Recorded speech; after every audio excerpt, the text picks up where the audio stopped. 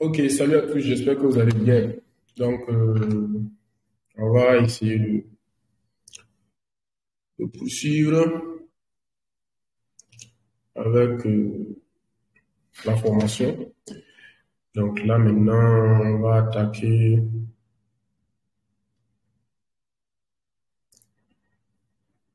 le mitigation block et le breaker block.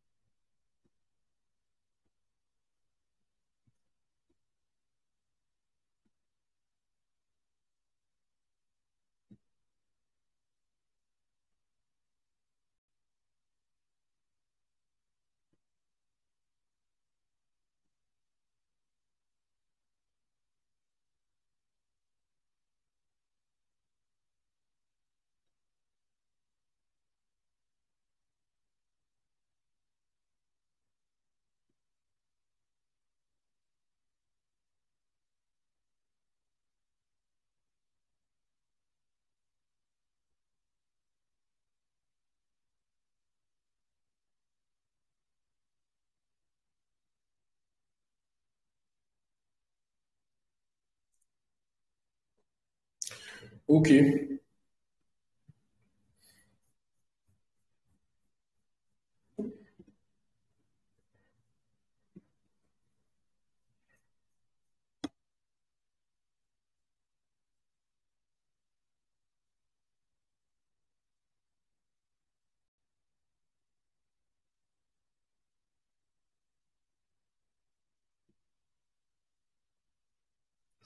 donc voilà, ce soir, on va voir le breaker block.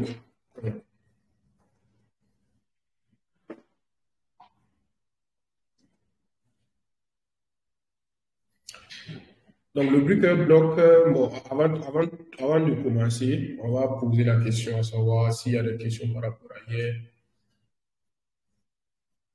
S'il n'y a pas de questions, on va avancer. D'accord. Bonsoir, coach.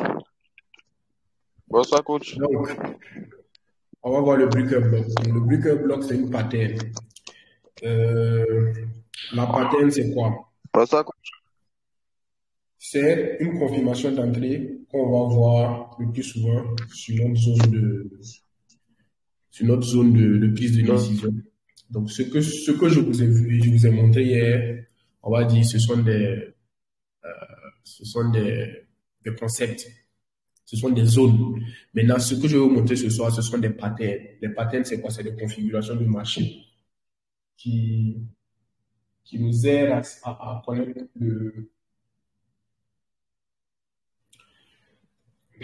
à savoir, c'est des patterns en fait. Lorsque vous les voyez, vous savez comment trouver votre point d'entrée. Donc, on va parler du breaker. Donc, le breaker, c'est quoi? Donc, c'est le breaker, tout comme bon, qu'est-ce que je raconte? Bon, tout comme le mitigation block, ça c'est une erreur de mon part. C'est une pattern extrêmement puissante qui nous permet d'avoir un point d'entrée précis. Donc, le breaker block, il se présente ainsi. Certains vont penser à épaule tête épaule, mais ce n'est pas épaule tête épaule. C'est des spécificités différentes, si ça a des configurations différentes. Maintenant, la spécificité, c'est qu'on entre au niveau des 50% du breaker. Le breaker, c'est quoi? C'est ça. Lorsque le marché casse le haut et le marché vient casser le bas, le retracement qui va se faire, ça doit venir entrer dans ce breaker-là. Donc, ce breaker-là, lorsque ça casse le haut et ça casse le bas, c'est ce niveau-là du haut ici vers le bas ici. C'est ça qu'on appelle le breaker. Donc, si on trace le milieu du breaker, ça constitue une zone de confluence pour, pour entrer en position. Voyons un peu. Constitue une zone de confluence pour entrer en position. Maintenant, euh, on va aller sur le graphique pour essayer de trouver des breaker blocks pour vous montrer un peu la spécificité. Et puis faire en même temps comment dirais-je,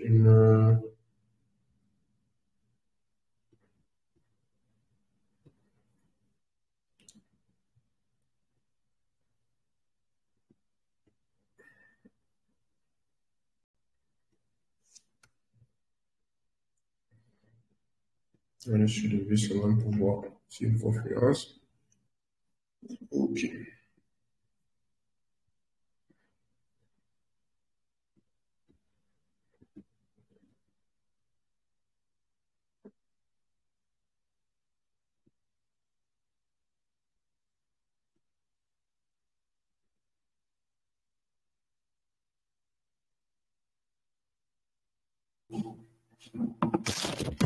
Bonsoir, coach. Bonsoir. Allô?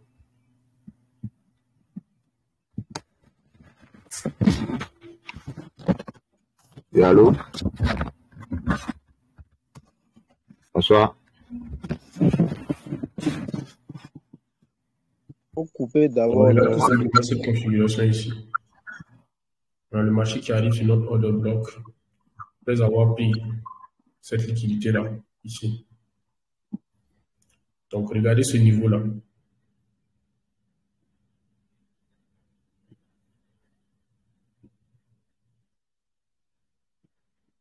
Donc, on a trouvé cette configuration.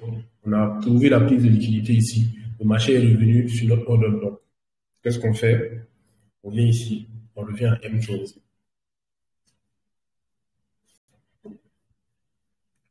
Lorsqu'on revient ici à M15, qu'est-ce qu'on voit? On voit, premièrement, on voit un displacement, ce que je vous avais dit, ce que je vous avais, la pattern dont je vous avais parlé hier. Le displacement, c'est la clé vraiment de votre réussite. Donc, vous voyez ce displacement-là, c'est une forte hausse de volatilité dans votre sens. Et cette forte hausse de volatilité-là, elle va créer ce qu'on appelle un breaker block. Et ce breaker-là, il est spécifique parce qu'il est assez grand. Donc, le marché casse ici, en haut ici, en bas ici, et le marché casse en haut ici. Donc, on suppose que les 50% du breaker, ça se trouve à peu près ici. C'est bien ça. Maintenant, vu que ce breaker, il est assez gros, on ne va pas le prendre ainsi. On va oublier l'histoire du breaker là parce qu'il est assez gros. Mais on est en présence d'une pattern breaker block parce que ça a cassé le bas ici. C'est deux BOS en fait. Un BOS ici, parce que quand ça casse le bas, ça forme un BOS. Et ça casse en haut, ça crée un change of character. Donc, le mitigation block, c'est deux BOS bas et haut cassés simultanément. Donc, ça casse le bas et ça casse le haut simultanément. Même chose lorsqu'on est dans une configuration de baisse, ça casse le haut, ça casse le bas, c'est la même chose.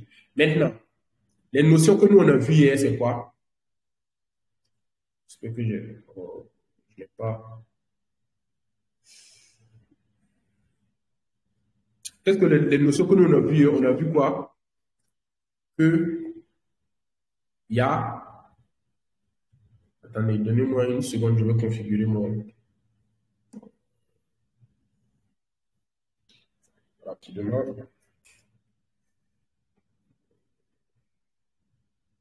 Vraiment, dit quand même.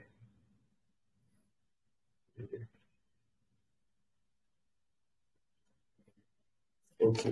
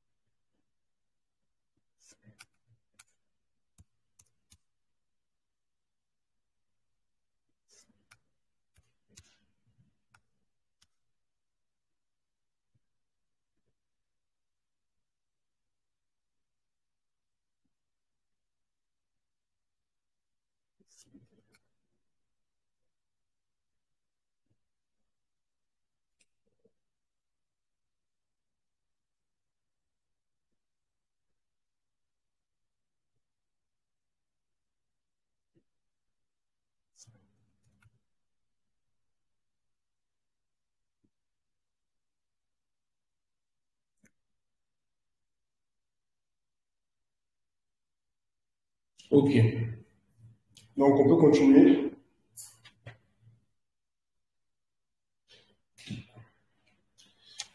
Lorsqu'on arrive à ce niveau, on vient, on prend notre Fibonacci pour chercher notre zone d'entrée. Lorsqu'on a vu ce displacement-là, de ce bas vers ce haut-là. C'est bien ça. Donc, ici, on a notre zone douteuse. Lorsque le marché va commencer, ici c'est déjà passé, mais lorsque le marché allait commencer à retracer comme ça, là, vous allez prendre votre OTE, vous allez tracer du bas vers le haut en utilisant uniquement le corps des bougies. Donc, vous avez vu que je n'ai pas utilisé les mèches. Donc, utilisant uniquement le corps des bougies, donc du bas vers le haut. Déjà, vous avez déjà votre première zone qui est l'OTE ici. Votre deuxième zone, c'est quoi? C'est ce niveau-là. F, V, G.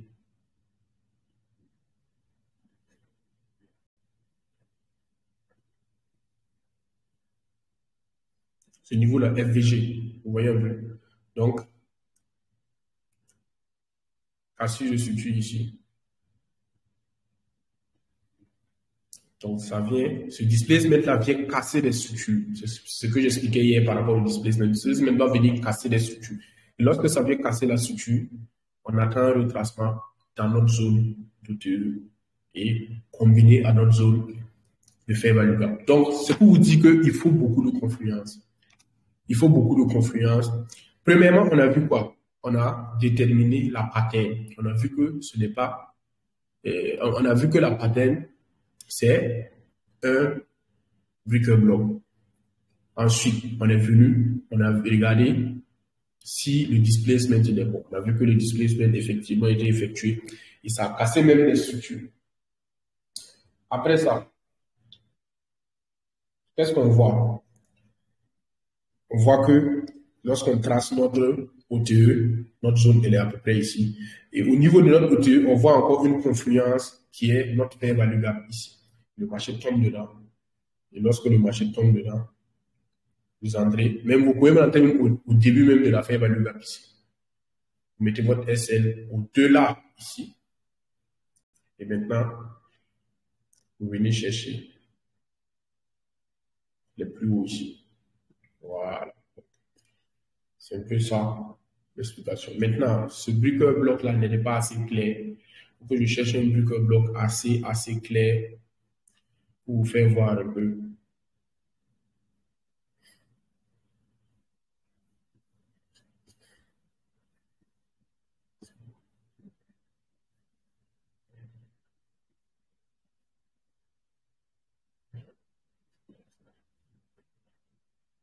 Ok, là il y a un beau breaker bloc. Donc on va prendre un exemple ici très simple. Ça ne veut pas dire que cet order bloc là je l'aurais pris, mais on va imaginer. Donc le marché arrive sur notre order bloc ici. Je vais en M10 pour voir plus clair. Oh, j'ai oublié que.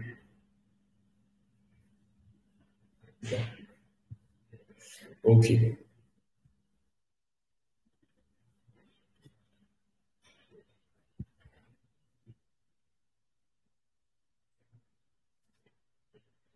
Donc, on a le marché qui est tombé sur notre order block ici.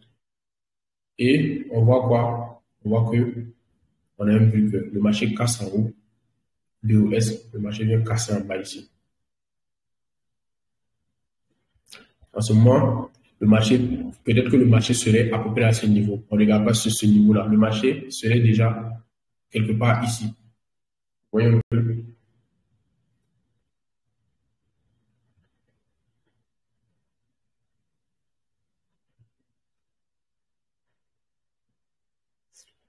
Le marché serait quelque part ici. Vous tracez comme ça. Lorsque vous tracez, vous regardez notre breaker, on dit que c'est le milieu de notre breaker qui est valable. Donc, on trace le milieu du breaker. On peut bien même ne pas tracer le milieu du breaker. Maintenant, on a quoi encore comme outil? On a vu qu'il y a un displacement. Ce displacement-là a laissé même une fair value gap ici. Ce displacement est venu casser la structure ici. Donc, on trace premièrement notre zone de TE. On trace notre zone de TE du haut jusqu'au début du retracement. Le début du retracement, c'est bel et bien ici. Donc, le début du retracement, c'est ici. Donc, on va supprimer le breaker pour qu'il y ait un peu de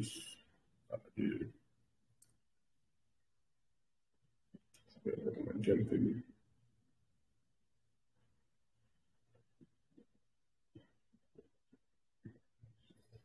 Voilà, donc là, trace l'OTE, notre OTE est là.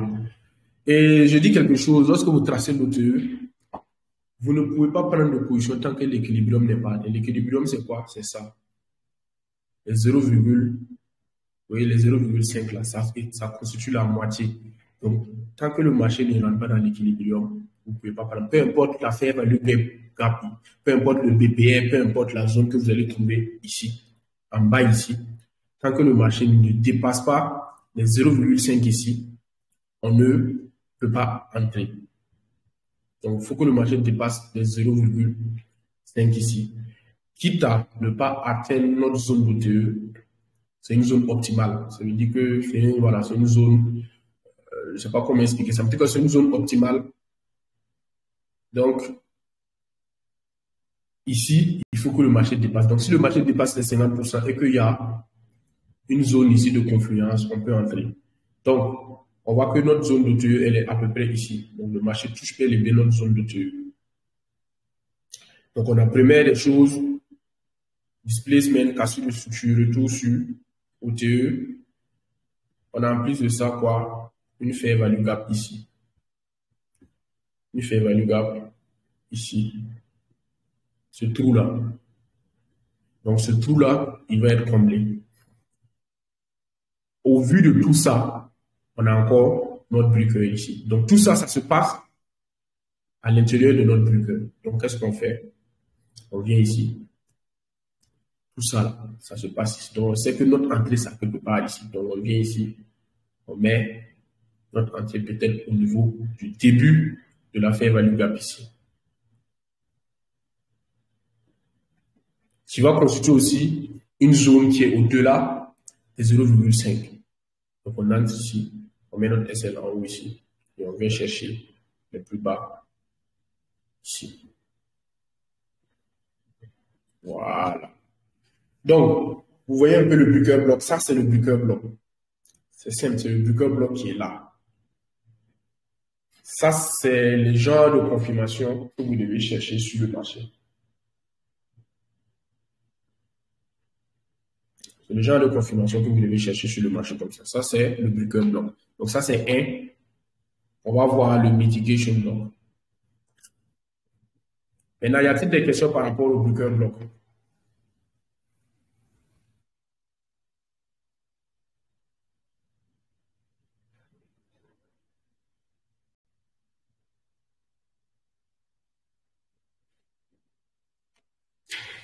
Y a-t-il des questions?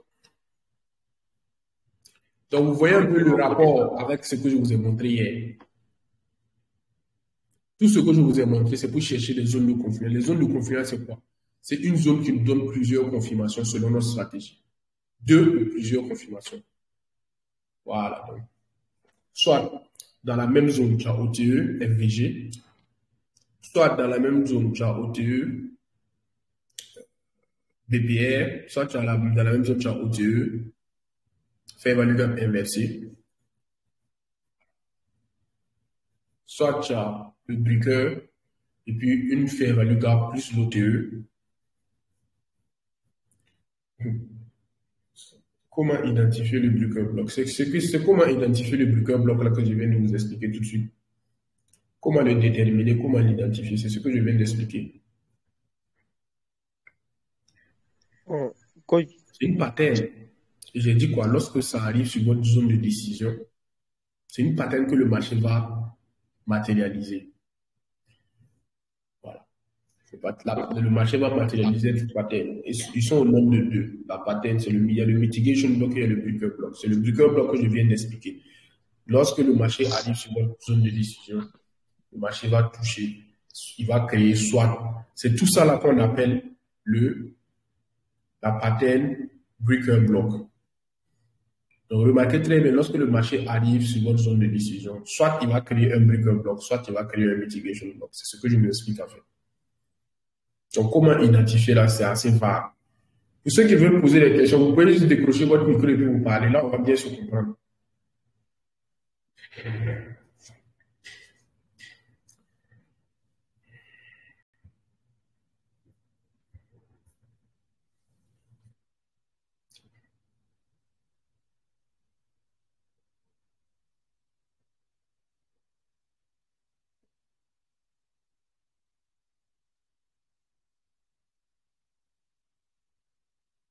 Ok, je pense que c'est bon. Donc, on va continuer. On va aller voir le mitigation block.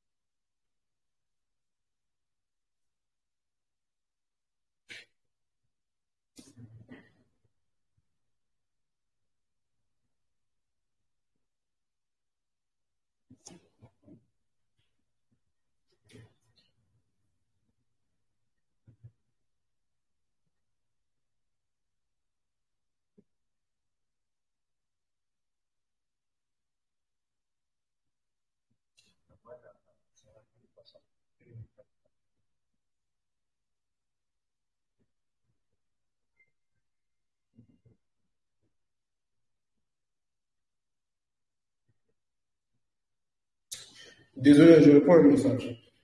On dit 350 000, vous envoyez 50 300. 350 000 et 50 300, c'est la même chose.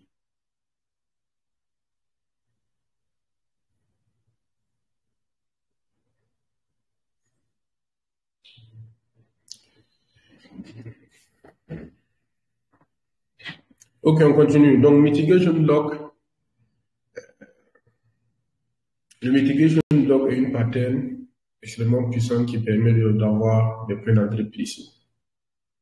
Voilà. Donc, le mitigation block, la différence entre le mitigation block et le breaker block, c'est que le mitigation block fait un échec. L'échec, c'est quoi? C'est lorsque le prix échoue à faire un autre plus haut ou un autre plus bas. C'est ça qu'on appelle l'échec. Donc, l'échec ici, vous voyez que le marché vient toucher notre zone de décision, ici.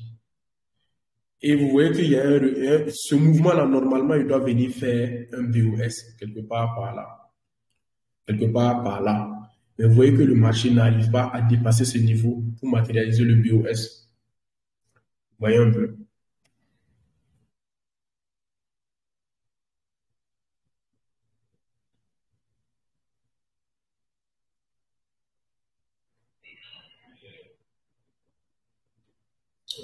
Non, mais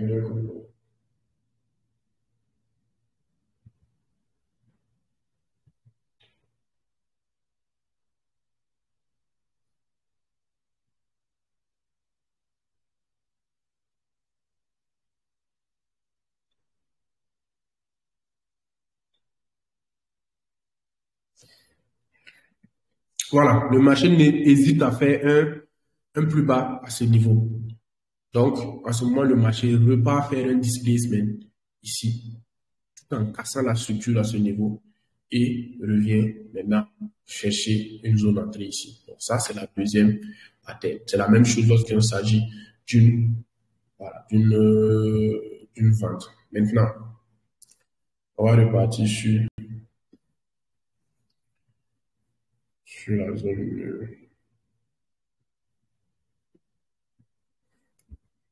dernier. On va chercher. Donc, le mitigation block, là, par exemple, un truc comme ça, notre zone de décision ici, order block.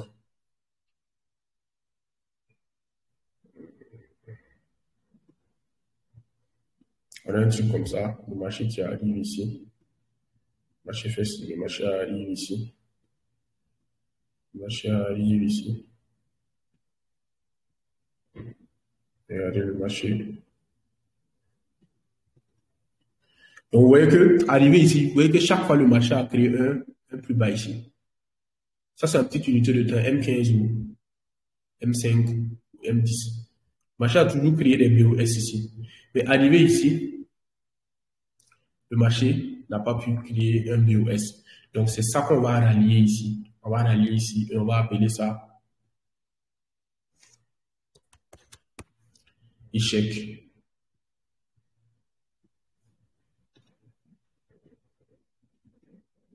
Ici.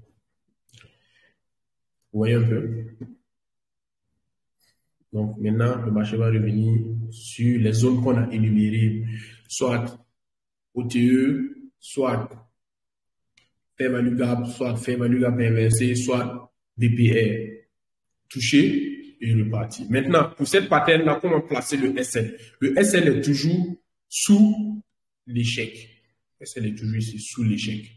Donc, votre SL est protégé. Donc, ça veut dire que si le marché venait à revenir sous l'échec ici, c'est que votre position ne sera pas valable. Voilà. Donc, le SL est toujours sous l'échec. Donc, le marché va revenir dessus. Donc, on va essayer de chercher quelques, comment dirais-je,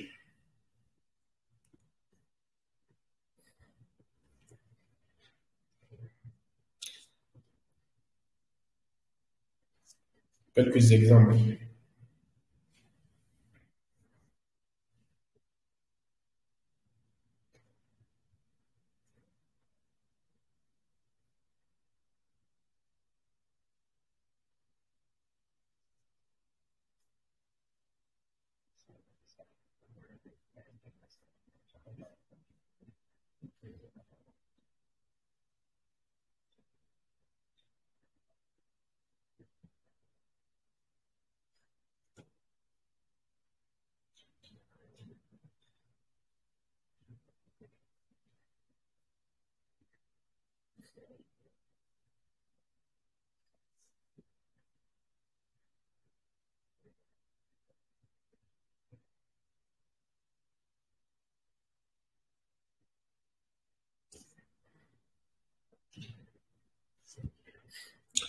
Mitigation block.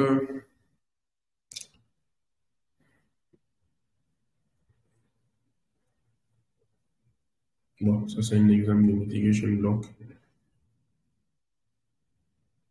Bon.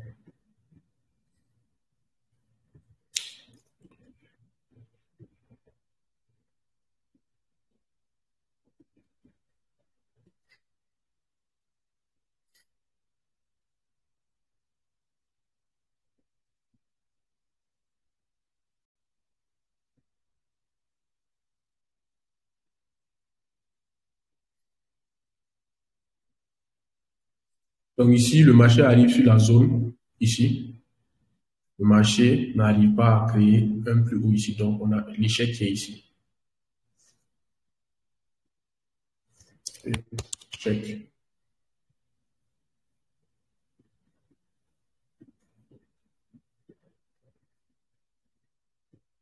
Donc, l'échec est là.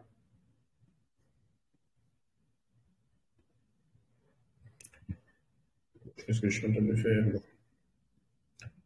L'échec est ici. Donc, après l'échec, on voit quoi? Le marché qui nous donne un displacement. Regardez cette bougie-là. Ça, c'est un displacement. Si on part en petite unité de temps, vous allez voir que c'est plusieurs bougies. Ça constitue un displacement. Et le displacement crée quoi? Crée de la fair value gap. La fair value gap, c'est ça. Ce trou-là. Et on a en même temps même un BPR parce que il y a cette fair value gap dans cette fair value gap. Vous voyez un peu. Donc, on peut arriver même ce premier trait. Donc, le BPR, c'est là. Vous voyez un peu le BPR. Je filme ça. Donc, on trace notre OTE du plus bas ici, du plus haut ici au plus bas ici. Vous voyez quoi? Confluence encore et encore. Vous voyez un peu, confluence encore et encore. On a quoi? On a BPR, on a fair value gap dans la même zone. Donc, c'était ici, notre zone de confluence. Donc, on allait entrer ici, mettre notre SL au-dessus de l'OTE et de l'échec ici, et venir chercher les plus bas. Je vais chercher tout ça. Voilà. Voyez un peu, vous pouvez chercher tout ça. Donc, c'est ça un peu le mitigation block. Y a-t-il des questions?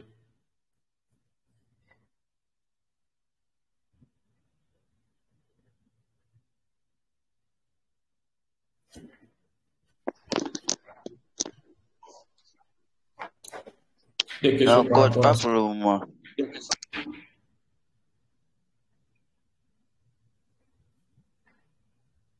Allez-y, y a-t-il des questions? Oui, j'ai une question, Ah, coach. Bonsoir. je savais que en fait, Comment vous j'avais allez? diminué le son de l'ordinateur. Donc, Ok, c'est je pour vous ça que entends je pouvais faiblement. parler que je ne m'entendais pas. Voilà, j'aimerais savoir, et à temps réel, comment on peut savoir que ça sera un échec qui va se produire? Mais c'est en temps réel comme ça. Allô?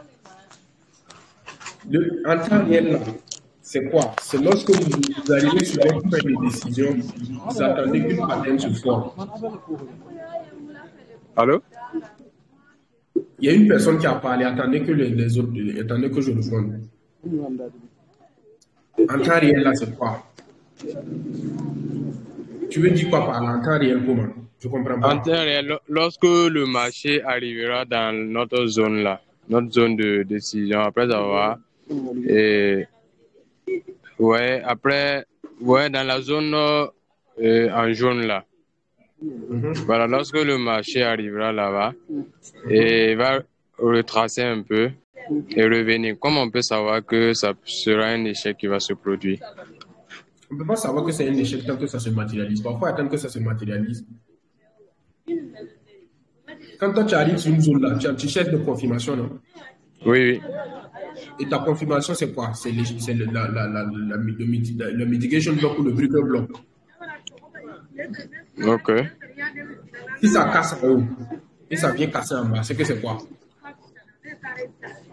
Si ça casse en haut, Et ça vient casser le bas. Deux BOS. Deux BOS. C'est que c'est quoi? si ça casse en haut, ça sera un BOS, ça sera une continuation. Ça serait un breaker block. Si ça casse en Voilà, haut et ça vient casser le bas, ça serait un breaker block. Mais si ça n'arrive pas à casser le haut ici et que ça vient casser oui. le bas, ça veut dire que c'est un échec. Ça, à ce niveau-là, ça n'a pas pu recasser ici. Donc, ça revient fort avec un displacement. Venir casser ici. Donc, je regarde que ce niveau-là n'a pas pu casser ce niveau-là. Donc, c'est un échec. Je vais t'expliquer Ok. ça tout de suite.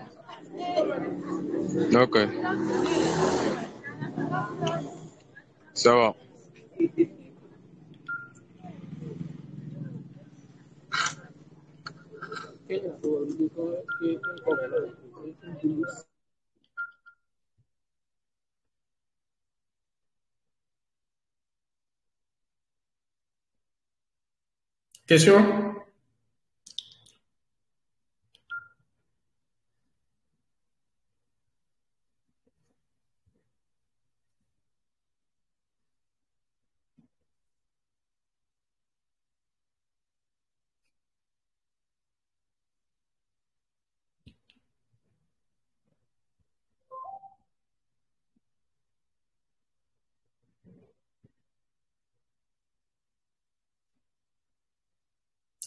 Question? Question.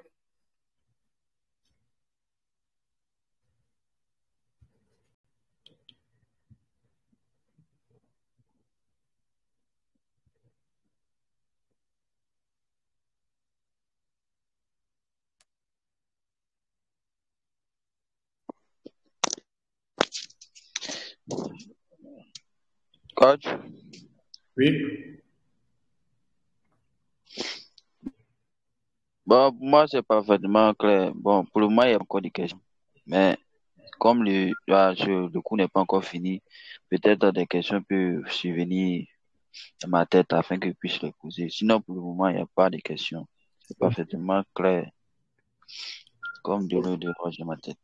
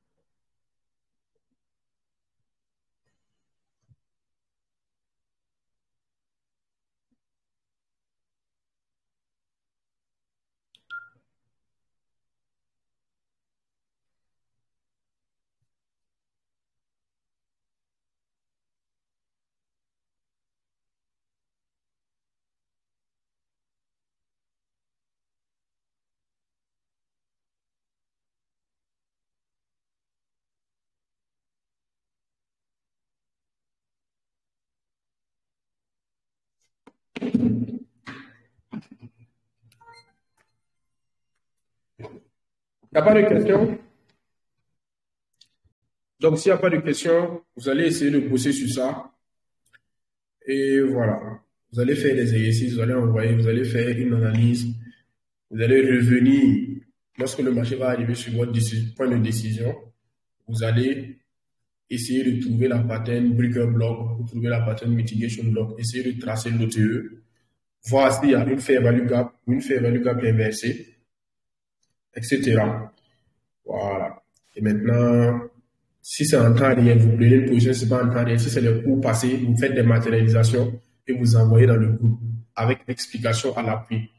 Voilà. Donc, c'est ce qu'on va faire. On va aller crescendo. Demain, on va faire des analyses. On va essayer d'analyser, combiner tout ça. Et puis, on va voir. C'est bon? Excusez.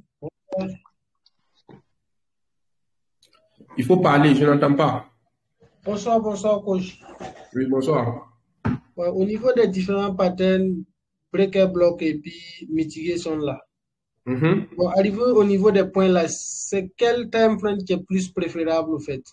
Il n'y a pas de time frame préférable, ça dépend de où tu as quitté. Si tu as quitté en daily, pour venir chercher les points d'entrée en M15, tu vois que ça ne va pas marcher. Mais si tu es en H2, si tu es en H2, H1, tu peux venir en M15 pour chercher des points d'entrée. Mais si tu es en daily, tu peux venir en H1 pour chercher des points d'entrée, etc. Donc ça dépend. Le marché est fractal. Peu importe comment dirais-je, la time frame, c'est toujours les mêmes règles qui s'appliquent. C'est toujours les mêmes patterns que vous allez voir. Vous voyez un peu, mais c'est à vous de vous adapter en fait. D'accord. C'est à vous, il n'y a pas de spécificité, mais c'est que peu importe l'unité de temps, si tu es en weekly, il faut redescendre pour chercher des confirmations. Si tu as trouvé la pattern à M, si tu as trouvé ton point de décision à M15, naturellement, tu vas descendre moins que M15 pour chercher des patterns. Bien. Donc, c'est un peu ça. Personnellement, excusez. Oui. Bon, sinon, à ce niveau-là, j'ai remarqué que bon, quand je vois arriver dans la zone là, j'ai remarqué que bon, je me fais prendre en 2-3 SL. Bon, après le mouvement part sans moi, c'est parce que je n'attends pas toutes les différentes étapes là où bien bon, je ne comprends pas. Je ne comprends pas.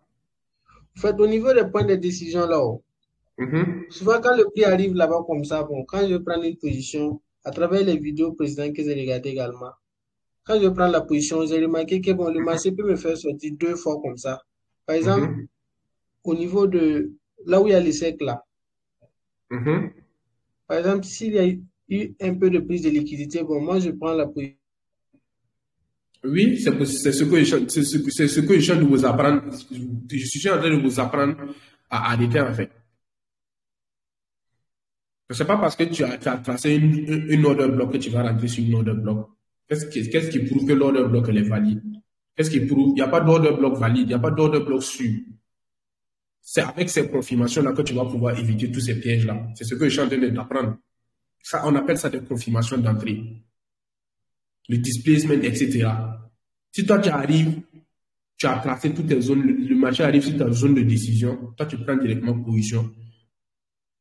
Tu vois que ça ne peut pas aller. Ou bien, forcément, tu vas te faire prendre. Forcément, ta probabilité ne sera pas grande. Mais si tu as un minimum de confirmation là, forcément, ça va aller. Forcément, la probabilité va augmenter parce que tu vas attendre certaines règles avant de pouvoir rentrer. Le displacement et tous les mouvements qu'on vous apprend. Vous voyez un peu.